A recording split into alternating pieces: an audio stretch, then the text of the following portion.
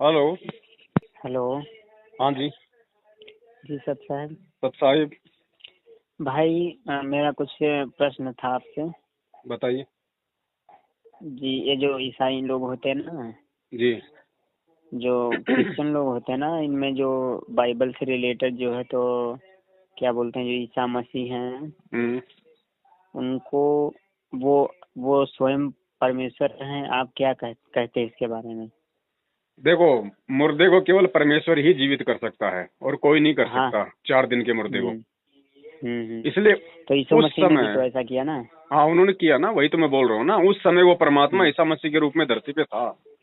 लेकिन हम्म आज उस ईसा मसीह वाले रूप को पूजने से या उनकी फोटो और मूर्ति को पूजने से कोई लाभ नहीं है। आज अगर हम्म फिर से वैसा ही कोई परमात्मा अगर किसी रूप में अगर धरती पे आया हो तो उसको पूजने से लाभ है।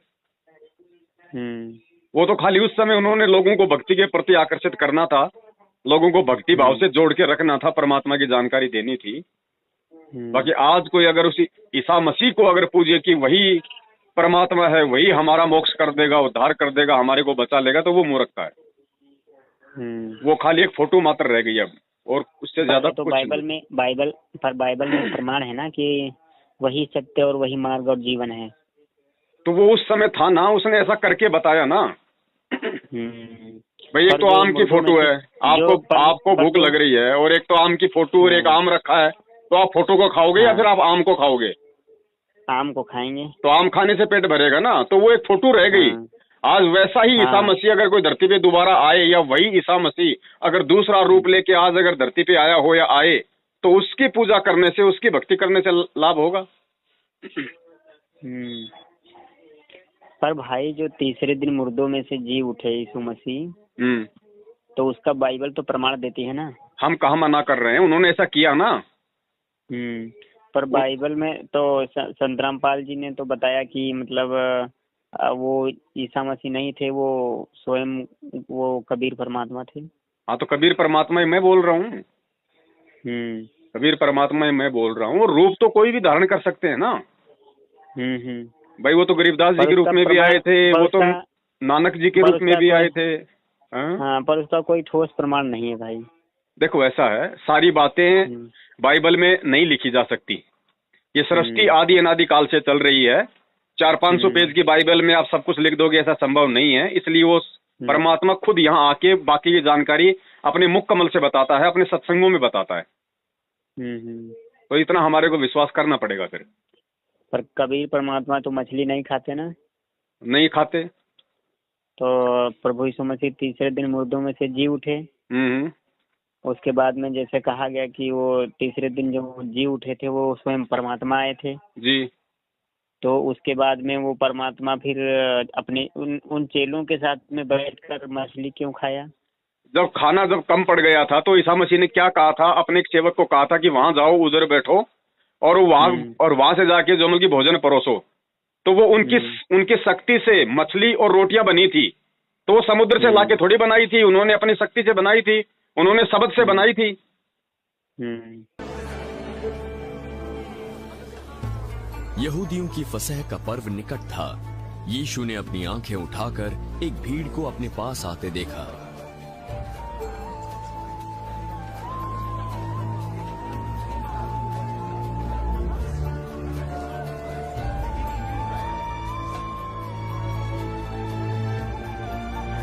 हम इनके भोजन के लिए कहां से रोटी मोल लाए?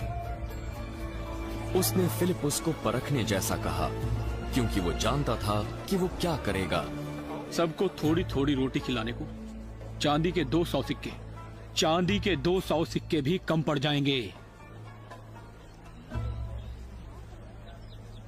उसके चेलों में से शमौन पतरस के भाई अंद्रियास ने उससे कहा, यहाँ एक लड़का है जिसके पास जौ की 5 रोटी और 2 मछलियां हैं, पर निश्चित रूप से इतने लोगों के लिए काफी नहीं है। लोगों को बैठा दो। उस जगह बहुत घास थी। तब सारे लोग वहां बैठ गए।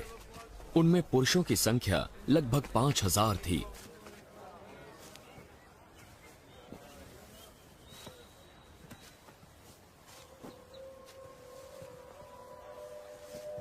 यीशु ने रोटियां ली, परमेश्वर को धन्यवाद किया,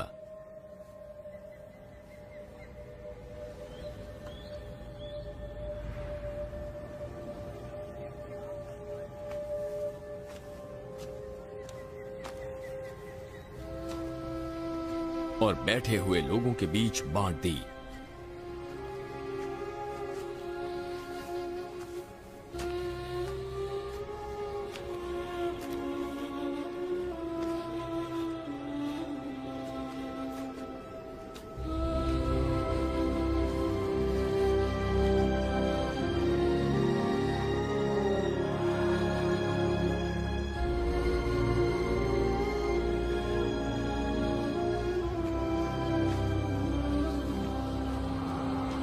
और वैसे ही मछलियों में से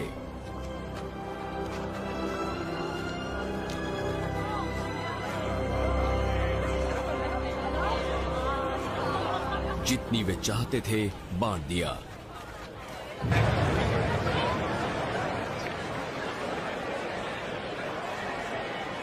जब वे खाकर तृप्त हो गए तो उसने अपने चेलों से कहा, बचे हुए टुकड़े बटोर ले, कुछ भी बर्बाद ना हो। तो उन्होंने बटोरा और जौ की 5 रोटियों के टुकड़ों से जो खाने वालों से बच रहे थे 12 टोकरियां भरी। तब जो आश्चर्य कर्म उसने कर दिखाया उसे वे लोग देखकर कहने लगे, वो भविष्यद्वक्ता जो जगत में आने वाला था निश्चय यही है। यीशु ये जानकर कि वे मुझे राजा बनाने के लिए पकड़ना चाहते हैं, फिर पहाड़ पर अकेला चला गया। उन्होंने अपने शब्द से बनाई थी भाई, वो समुद्र से लाके उनको पका के थोड़ी खिलाया था। अच्छा, बाइबल में तो भाई यही लिखा हुआ है। अब मैं वही तो कह रहा ना, बाइबल में जो लिखा हुआ है, जो कुरान में लिखा हुआ है, जो वेदों में लिखा हुआ है, वो कंप्लीट जानकारी नहीं है। उस परमात्मा की प्राप्ति की कंप्लीट जानकारी इन किसी भी वेद में नहीं है, केवल कबीर सागर के अलावा केवल उनमें जानकारी है। कंप्लीट जानकारी केवल आज संत रामपाल जी महाराज जी के पास में है और किसी के पास नहीं है। देखो, देश काल और परिस्थिति के अनुसार परमात्मा कुछ भी लीला कर सकते हैं। जैसे कबीर जी 650 साल पहले आए, उन्होंने सदना कसाई को रोजाना के 100 बकरे काटने का आदेश दिया कि नहीं दिया? तो परमात्मा तो जीव हत्या का आदेश नहीं दे सकता, फिर उन्होंने क्यों दिया उसको? वो समर्थ है, उसके ऊपर कोई कर्म लागू नहीं होता है, वो कुछ भी कर सकता है। लेकिन आप और हमारे लिए उसके क्या आदेश है, वो बात महत्वपूर्ण है। पर बाइबल में जो दिया गया है ना जी, कि यीशु मसीह जब स्वर्ग में उठाए गए, मुर्दों में से जी उठे, जी उठने के बाद में अपने चेलों के साथ इस पृथ्वी पर 40 दिन तक रहा जी। और इसको कोई झूठा नहीं साबित कर सकता है, प्रमाण है, सत्य है। हम कहाँ मना कर रहे हैं, सत्य है। और रही बात, तो मतलब अपने चेलों से खुद कहा था कि मैं तुम्हें लेने के लिए फिर से आऊंगा जी। जैसे मैं जा रहा हूँ वैसे फिर आऊंगा और फिर आप लोगों को ले जाऊंगा। तो आज आ तो गए, अब वो चेले समझ नहीं पा रहे इस बात को, वो खाली उसी बाइबल के पीछे मतलब की रट्टा लगा रहे हैं। अब वो आ तो गया संत रामपाल जी महाराज बन के, अब इस चीज को ज्ञान से समझना पड़ेगा ना।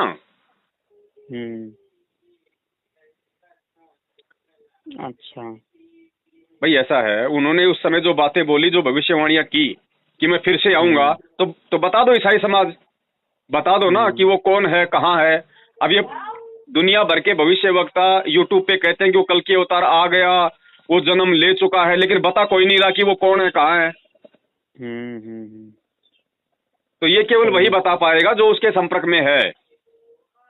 अब वो चेले हम हैं, 2500 वर्ष पहले जो ईसा मसीह के संपर्क में थे, जिनके लिए उन्होंने कहा था कि मैं तुम्हें लेने फिर आऊंगा, वो हम हैं जो आज उनकी शरण में है। वो आ गया हमें लेने के लिए, हमें अपने शरण में उन्होंने ले लिया। पर यीशु मसीह ने ये थोड़ी ना बोला था कि मैं आऊंगा। उन्होंने ये बोला था कि जिस प्रकार तुम स्वर्ग पे चढ़ते हुए मुझे देख रहे हो, उसी प्रकार मैं फिर आऊंगा। इसका मतलब वो सीधे स्वर्ग से आएगा उतर कर।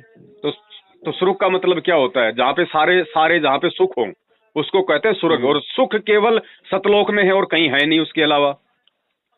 तो वहां से आ तो गया, अब वो दिखाई थोड़ी देगा वो ऊपर से आता हुआ। अगर वो आता हुआ दिखाई दे गया तो फिर ज्ञान का महत्व क्या है? फिर ज्ञान का महत्व क्या रह गया? फिर शास्त्र पढ़ाने का मतलब क्या है? हाँ। फिर तो लूला, लंगड़ा, अंधा, गूंगा, काना, बहरा सब उसके पीछे लग जाएंगे। शराब पीने वाला भी उसके पीछे लग जाएगा, मांस खाने वाला भी उसके पीछे लग जाएगा। फिर तो चमत्कार को नमस्कार हो जाएगा। फिर ये ज्ञान का मतलब क्या रहा? सही। अच्छा, ये जो जन्म मृत्यु आदमी का जो 84 लाख योनि में होता है भाई, ये सत्य है कि ये झूठ है? सब सत्य है, झूठ कुछ भी नहीं है। हाँ, तब ये जो मुसलमान और जो ईसाई लोग ये नहीं मानते ना। मनमुखी इनकी परंपराएं है ना। थोड़े दिन ये नहीं मानेंगे। जब युग परिवर्तन का दौर शुरू होगा 2-3 साल के बाद में, जब संकट पे संकट, कष्ट पे कष्ट, परेशानियों पे परेशानियां आएंगी, अकाल मौतें होंगी, तो इनको जबरन मानना पड़ेगा। फिर कहाँ जाएंगे?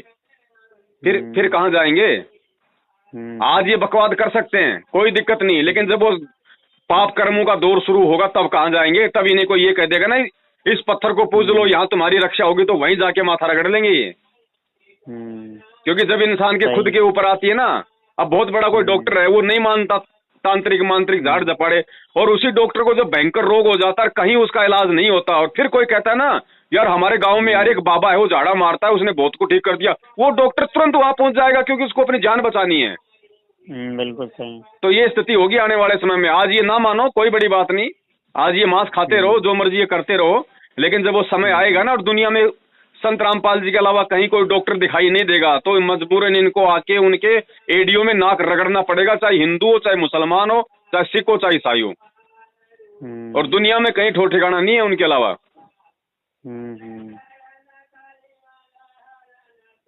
भाई मुसलमानों की जो कुरान है उसमें लिखा हुआ है, सूरत फुरकान 25 आयत 52 से 59 में, कि भैया अगर तुझे अल्लाह अकबर की प्राप्ति चाहिए, उसकी जानकारी चाहिए, तो किसी बाखबर की खोज कर ले। आज बता दो पूरा मुसलमान समाज की वो बाखबर कौन है? कोई नहीं बता पाएगा, किसी को मालूम ही नहीं है। और जब तक कोई मुसलमान बाखबर की खोज नहीं कर लेगा, तब तक वो अल्लाह की प्राप्ति का मार्ग नहीं प्राप्त कर सकता।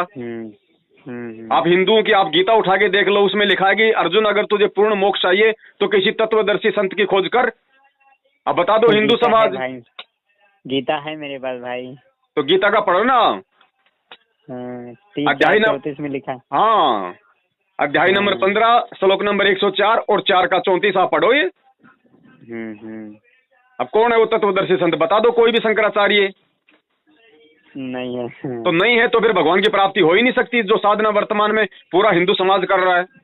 क्योंकि गीता जी झूठ नहीं बोल रही है ना, गीता जी के आदेश को कोई नहीं मानेगा, वो भगवान की प्राप्ति कहाँ से कर लेगा? क्योंकि भक्ति के आधार तो शास्त्र है ना।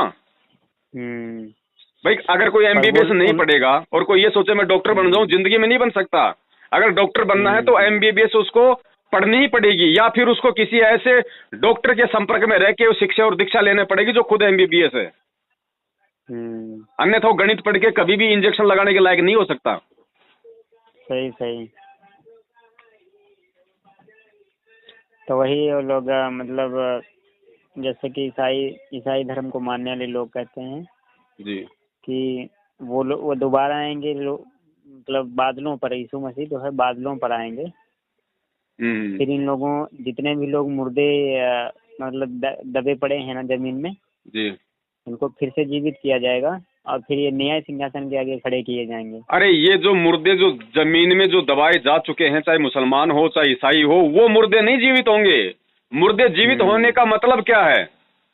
जो उस समय जो ईसा मसीह के संपर्क में थे, जो अच्छी आत्मा थी, जिन्होंने उनको अपना रब्बी माना था, जिन्होंने उनके अनुसार अपना जीवन जिया था, और उस समय जिन्होंने शरीर छोड़ दिया था, जो आज या तो मानव शरीर लेते हुए कहीं भटक रहे हैं या किसी अन्य योनियों में भटक रहे हैं, आज जब वो ईसा मसीह जब फिर से जब आएगा वर्तमान समय में, उस समय वो मुर्दे वापस जीवित होंगे, वापस वो आत्माएं मानव जन्म प्राप्त करेंगी, और फिर वो ईसा मसीह, वो रब्बी, वो परमात्मा, वो कबीर जो आज संत रामपाल जी महाराज जी के रूप में फिर से उन आत्माओं को मानव जन्म दे के अपनी शरण में लेगा। ये मतलब होता है वो मुर्दे जीवित हो उठेंगे इस बात का। और वो कब्र में से थोड़ी उठेंगे। अब वो कितने उठ गए बता दो आज तक? अगर एक भी मुर्दा अगर उठाओ तो आदम से लेके आज तक अगर कोई एक भी मुर्दा अगर कब्र से बाहर निकल के अगर आए हो तो बता दो। नहीं उठा। तो ये सांकेतिक शब्द है, ये कोड वर्ण है। अब बाइबल है, बाइबल में पूरी कोई सृष्टि का ज्ञान थोड़ी आ जाएगा, इसलिए बाइबल में बहुत सारी बातें सांकेतिक हैं, कोड वर्ड में है, वो भविष्यवाणियां हैं। अब उनको कौन समझेगा? वो बाखबर समझ पाएगा, वो तत्वदर्शी संत समझेगा। और तत्वदर्शी संत कहो या बाखबर कहो, उसकी भूमिका खुद वो कबीर परमात्मा ही निभाता है, क्योंकि अपने द्वारा रची गई इस सारी सृष्टि की जानकारी खुद वो परमेश्वर ही आके देता है, दूसरा कोई देख ही नहीं सकता। भाई जिसने उसके लोक को नहीं देखा, जिसने सतलोक को नहीं देखा, वो क्या जानकारी देगा? सही सही। तो जानकारी वो खुद देगा। अब ऐसा है, वो खुद, अब वो जो 2500 वर्ष पहले जो ईसा मसीह के रूप में आया था, या 650 साल पहले जो कबीर के रूप में आया था, अब उसी रूप में तो आएगा नहीं, क्योंकि लोगों ने उन रूपों के चित्र बना रखे हैं। अगर उसी रूप में आ गया तो उन्हें कोई स्वीकार ही नहीं करेगा, कहेगा ये तो कोई जादूगर है, ये तो कोई तांत्रिक है, कोई मांत्रिक है।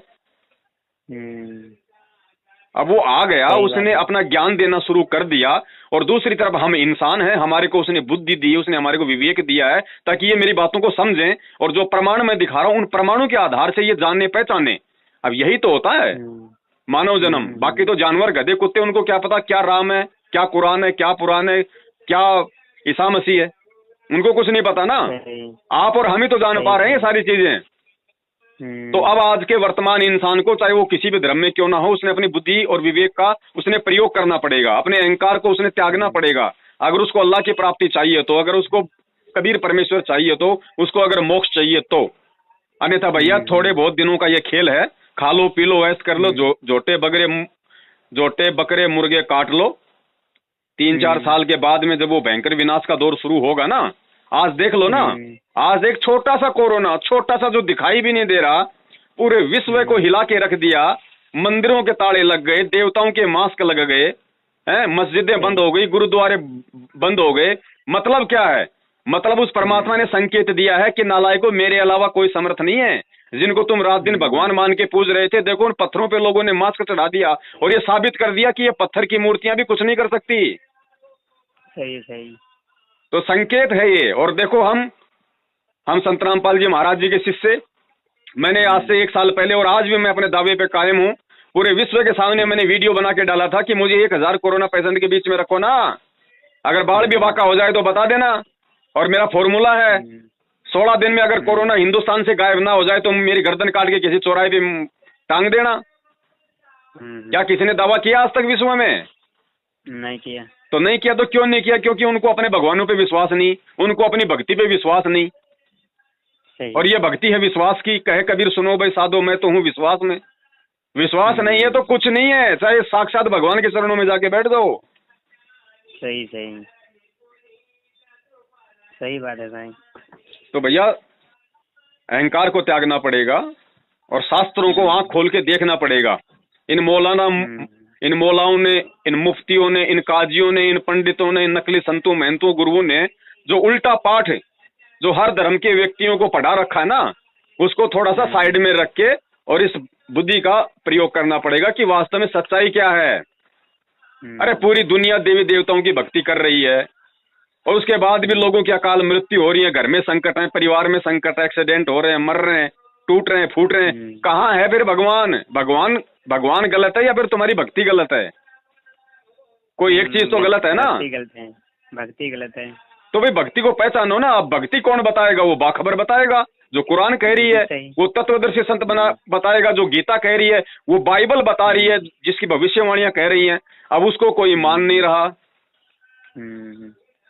अब उसको जब तक नहीं मानेंगे तब तक भैया ऐसे ही मरते रहो। अभी तो कोरोना का बाप और दादा उड़ाने वाला है।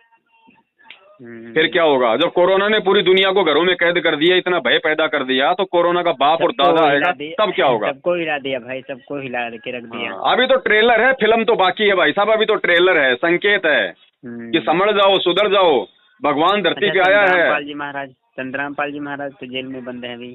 देखो, जेल में बंद होने से किसी संत के ज्ञान को हम किसी को मतलब कि गलत नहीं ठहरा सकते। जेल में कौन बंद होता है? ये काल भगवान का लोक है। 90% लोग यहाँ पे बेकसूर हैं जो मतलब जेलों में बंद हैं। जेल कोई अच्छे आदमियों के लिए, जेल कोई निर्दोष व्यक्तियों के लिए थोड़ी वो है। जेल जो है कोई मतलब दोषियों के लिए थोड़ी है। जेल तो निर्दोष व्यक्तियों के लिए भाई। अभी आप सरकार के खिलाफ 2 शब्द बोल दो, आपको जेल में डाल देंगे। बताओ आपने कौन सा दोष कर दिया? तो अगर आप जेल में चले गए सरकार के विरुद्ध बोल के, उनकी गलत नीतियों के विरुद्ध बोल के, आपको अगर देशद्रोही बना के अगर जेल में डाल दिया तो क्या आप गलत हो गए? नहीं। तो फिर यहाँ पे कोई भी किसी पे झूठा आरोप लगा दिया जाता है, उसको जेल में डाल दिया जाता है, जब तक उसका फैसला नहीं होता तब तक वो जेल में रहता है, तो क्या वो दोषी है? नहीं। यहाँ का कानून अंधा है भाई, ये काल भगवान का लोक है, अंधा कानून है, यहाँ कोई नियम कायदे कानून नहीं है। ये काला पानी की सजा भोग रही है पूरी दुनिया। अब इसकी जानकारी वो बाखबर बताएगा, तत्वदर्शी संत बताएगा, और वो 1994 से बता रहा है, जागने वाले जाग गए और जो ज्ञान से नहीं जागे, अब देखना आने वाले समय में वो काल की चोट खा खा के जागेंगे, मार खा खा के जागेंगे, पाप कर्मों की चोट खा खा के जागेंगे। दुनिया में कोई ना तो निजामुद्दीन औलिया बचाएगा, ना कुरान का ज्ञान देने वाला बचाएगा, ना गीता का ज्ञान देने वाला बचाएगा खुद कबीर परमात्मा, जो संत रामपाल जी के रूप में सत्संग कर रहा है। और कहीं भटक लो, कहीं डोल लो, ये पूरी दुनिया, पहाड़ों पे, मस्जिदों में, गुरुद्वारों में, चर्चों में, कहीं चले जाओ, घंटा बजाओ, शंख बजाओ, ताली बजाओ, झांझर बजाओ, कुछ भी करो, कोई चारा नहीं है पूरी दुनिया में। आने वाले समय में सबके सामने क्लियर हो जाएगा शीशे की तरह। एकमात्र अगर डॉक्टर, एकमात्र डॉक्टर केवल यही है, क्योंकि अब रोग कटेंगे अध्यात्म से, गोली दवाइयों के बस की बात नहीं है। कोरोना ने सबको फेल कर दिया, विज्ञान को फेल कर दिया, डॉक्टरों को फेल कर दिया, मेडिसिन को फेल कर दिया। इसका मतलब ये शरीर का रोग नहीं है, ये कर्मों के रोग है, और कर्मों का रोग MBBS नहीं, आध्यात्मिक डॉक्टर काटेगा, आध्यात्मिक संत काटेगा। और वो आध्यात्मिक संत केवल संत रामपाल जी महाराज है। और इतनी तक गारंटी है, इतनी तक गारंटी, अगर किसी ने उनके सत्संग भी सुनने शुरू कर दिए, सत्संग भी सुनने शुरू कर दिए उनके जेल से आने तक, और अन्य जितनी भी ये पूजा पाठ है देवी देवताओं की, अगर ये छोड़ दी, कोरोना क्या, कोरोना का बाप दादा आ जाए, उसके घर के 40-50 मीटर भी आसपास नहीं फटकेगा, दूर रहेगा। जहां तक उनके सत्संगों की वाणी जाएगी, उनके शब्द गूंजेंगे ना, कोरोना आसपास नहीं आ सकता भाई साहब। सही। इसीलिए हम ठोक के दावा कर रहे हैं पूरी दुनिया में। देखिए, और कोई कर दो ना, कोई डॉक्टर कर दो ना, कोई वैज्ञानिक कर दो ना, कोरोना का नाम सुनते ही कि मेरे पड़ोस में कोरोना हो गया, झटपट ऐसे टेंशन शुरू हो जाती है, माथे पे पसीने आ जाते हैं। सही। और यहाँ दावा कर रहे ठोक के, लेकिन काल इनकी आंखें नहीं खोलने देगा। उसको पता है, अगर इसने अपना दावा खोल दिया, इसने अपना फॉर्मूला बता दिया जो इसको संत रामपाल जी महाराज जी से प्राप्त है, तो मेरा तो सारा सिस्टम ही फेल हो जाएगा। मैं लोगों को कैसे मारूंगा, मैं कैसे खाऊंगा? इसलिए वो इनकी बुद्धि में ये बात नहीं आने दे रहा। और ये बात आए बिना रहेगी नहीं भाई, ये आएगी, आज नहीं तो कल आएगी, 2 दिन बाद आएगी। हाँ, तो आएगी जी, कभी ना कभी। ठीक है भाई साहब, हम फिर आपसे बात करेंगे। ठीक है बड़े भाई, सत साहिब। आप सत साहिब।